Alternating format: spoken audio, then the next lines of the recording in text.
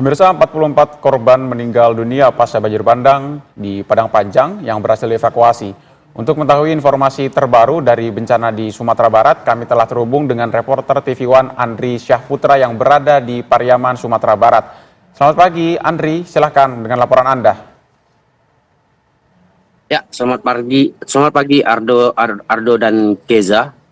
Selamat pagi pemirsa TV One, dimanapun Anda berada. Dapat saya sampaikan bahwasanya untuk saat ini update terbaru tentang penemuan korban yang ditemukan di Padang Pariaman sendiri itu masih berjumlah 44 orang saat ini.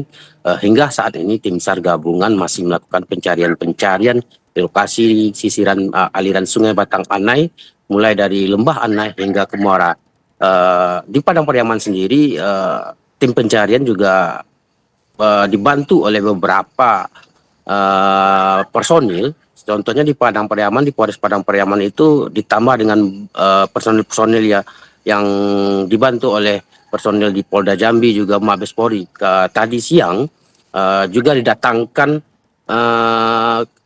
K9 dari Mabes Polri untuk membantu melakukan pencarian korban yang masih dinyatakan hilang. Sejauh ini masih didata bahwasannya sekitar 40-an lebih korban masih hilang, yang korban banjir bandang yang di Kota Padang Panjang itu masih hilang, yang akan dicari di sisiran aliran Sungai Batang Anai itu sendiri.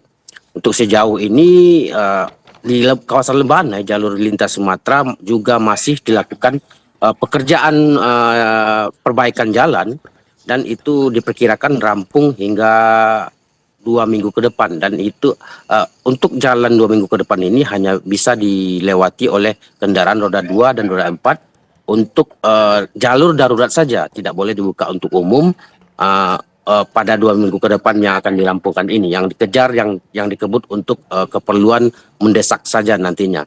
Nah, beberapa tim SAR gabungan juga membagi tim seperti di Polres Padang Pariaman juga melakukan normalisasi di berbagai titik lokasi banjir dan longsor di Padang Pariaman, seperti di kawasan Anduriang Kayu Tanam, ya, tepatnya di Korong Si Pisang dan Si Pinang.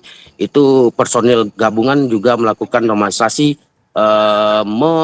membuka akses jalan utama bagi warga yang aksesnya putus, seperti melakukan normalisasi di sekitaran titik-titik longsor yang akan dikerjakan gitu. Juga tim gabungan seperti Polair juga melakukan sisiran-sisiran pencarian korban di sekitar sungai dengan perahu karet juga. Begitu Ardo dan Keza.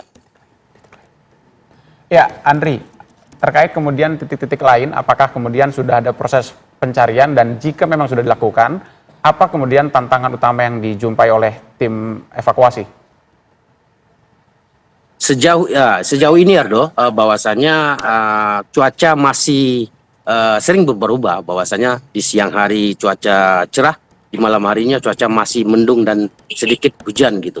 Jadi menyulitkan juga bagi tim SAR untuk melakukan pencarian di sekitar aliran sungai, karena aliran sungai masih deras. Jadi upaya-upaya yang dilakukan oleh tim SAR gabungan ini menyisir lokasi aliran Sungai Batang ini melalui perahu karet. Sepertinya contohnya bantuan dari Mabes Polri seperti Polair juga melakukan pencarian korban melalui perahu karet dari muara hingga ke ujung hulunya gitu. Nah, seperti juga besok sekarang akan dilakukan pencarian menggunakan K9 bantuan dari Mabes Polri juga. Dimulai nanti sekitar jam 8 mereka akan menyisir lagi kawasan aliran Sungai Batang Anai yang dicurigai masih ada korban yang tertimbun longsoran dari akibat banjir bandang yang melanda Kota Padang Panjang tersebut. Itu Ardo. Oke, Andri, kami ingin tahu untuk korban hilang, apakah ada update yang terbaru, apakah ada penambahan jumlah korban yang ditemukan yang mungkin bertambah secara signifikan dari hari kemarin? Ya, sejauh ini di kawasan Padang Pariaman sendiri, itu korban masih berjumlah 44 orang. Seharian tadi tim SAR masih melakukan pencarian, belum menemukan korban-korban berikutnya. Namun di beberapa daerah saya mendapatkan info seperti daerah Agam, korban juga tadi siang ada yang ditemukan. Tapi jumlahnya saya belum bisa memastikan berapanya. Dan juga di beberapa daerah di kabupaten lain mungkin bisa juga ditemukan beberapa korban jiwa yang tertimbun longsor tersebut. Jadi untuk data terupdate terbaru dulu, bahwasannya di korban yang meninggal di Sumatera Barat sendiri di 13 kabupaten kota itu sekitar 194-an begitu. Yes, Ya, Andri, di titik Anda persisnya mengabarkan kepada kami pada pagi hari ini, apakah itu merupakan titik aman atau mungkin titik pengungsian atau seperti apa, Andi, yang dapat Anda jelaskan dari sana?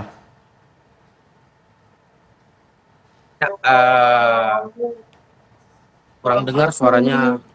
Baik. Enzo.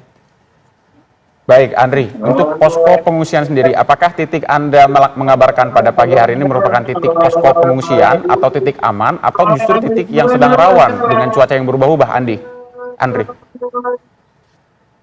Ya, titik lokasi pencarian itu memang dilakukan di sekitaran aliran Sungai Batang Anai. Aliran Sungai Batang Anai ini menghubungkan 3 kabupaten kota, yaitu Kota Padang Panjang, Kabupaten Tanah Datar, dan Padang Pariaman. Tim SAR gabungan menyisir dari kawasan utama banjir dan longsor tersebut, yaitu di kawasan Jembatan Kembar, tepatnya di Selayang bawah itu. Dimulai disisir dari awalnya mulai kejadian itu hingga nantinya ke muara di Kabupaten Padang Pariaman ujungnya. Gitu. Baik, Andri Syaputra mengabarkan langsung dari Padang Pariaman, Sumatera Barat. Selamat kembali bertugas, Andri. Tetap berhati-hati dan tetap mengabarkan kepada kami.